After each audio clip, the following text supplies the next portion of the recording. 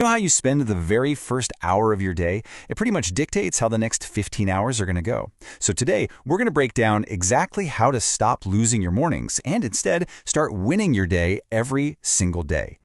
Okay, so picture this. The alarm goes off. What is your absolute first move? Is it reaching for your phone? Or maybe hitting that snooze button? Just one more time. Seriously, your answer to that one question sets the entire tone for the rest of your day. For so many of us, the day begins by falling right into what I like to call the snooze and scroll trap. Now, these two habits, they seem so harmless, right? But believe me, they are absolute masters at sabotaging our focus and our energy before our feet even hit the floor. And look at this, it really spells out the two paths we can take every morning. On one side, you've got the snooze and scroll path. You end up groggy, reactive, just stressed. But on the other side, you can wake up and win. You're alert, you're proactive, you're focused. The difference is literally night and day, and it all boils down to a couple of tiny decisions.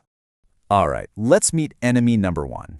It's so small, it promises just a few more cozy minutes in bed, but don't be fooled. The snooze button is a powerful, powerful foe when it comes to our productivity. So here's the crazy science behind why snoozing is so bad for you. It's all about something called sleep inertia. The moment you hit snooze and drift off, your brain thinks, great, time for another sleep cycle. But here's the thing, a full cycle takes about 75 to 90 minutes. So when that alarm screeches again just 9 minutes later, you're not getting more rest. You're actually yanking your brain out of a deep sleep phase. And the consequence of that? It's just staggering.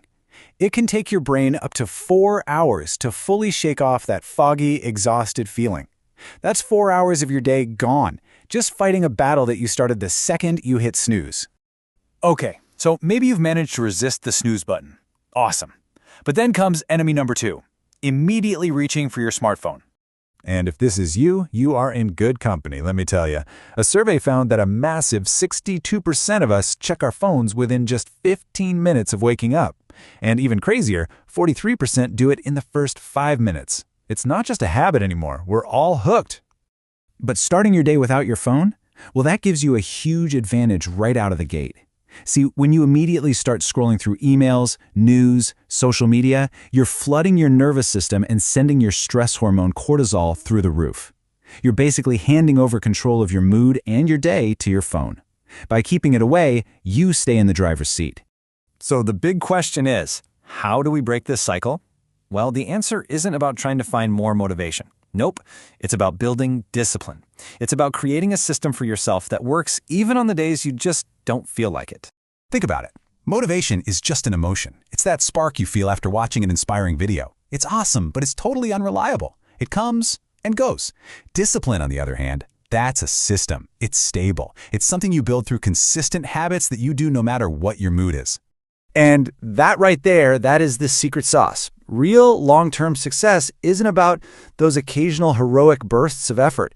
It's about the quiet, consistent power of just showing up and doing the work, day in and day out. That's how big goals actually become reality.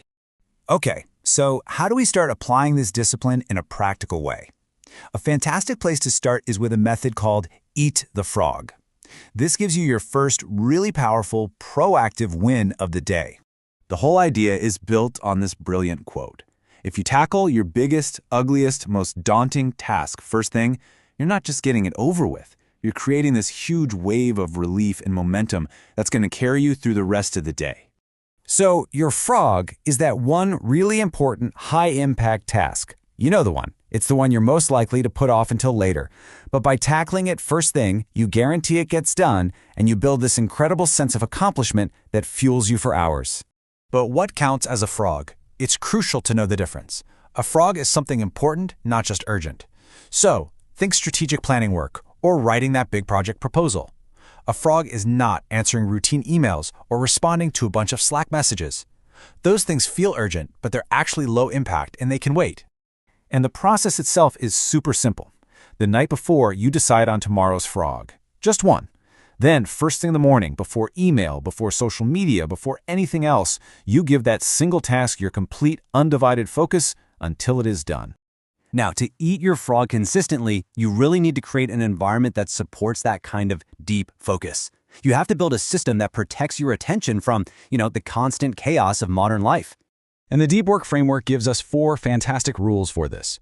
First, work deeply. That means you actually block off time for focused work and create little rituals around it. Second, embrace boredom. You have to train your brain to resist constant distraction by taking real, screen-free breaks. Third, control social media. Use it like a tool with a purpose, not like a nervous habit. And finally, drain the shallows. Be ruthless about cutting out or automating all those low-value tasks that just eat up your time.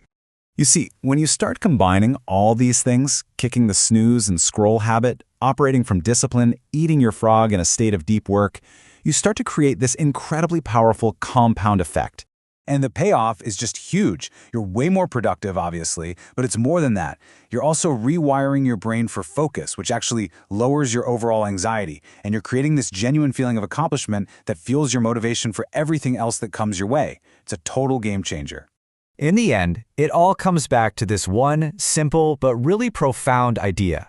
Win your morning, and you will win your day.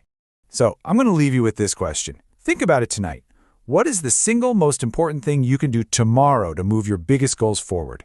Identify it, and then tomorrow morning, go eat that frog.